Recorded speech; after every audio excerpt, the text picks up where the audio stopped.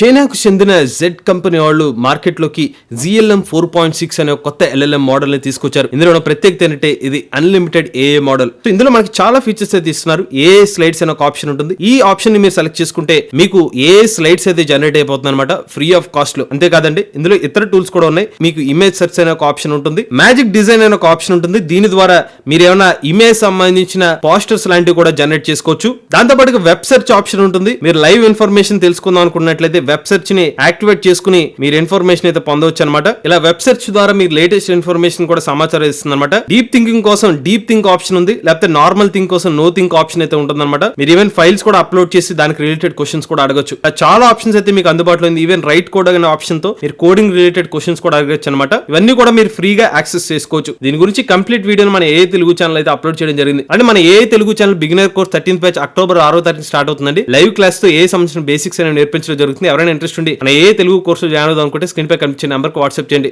Latest చేయడానికి కోసం AI Telugu channel subscribe చేసుకోండి.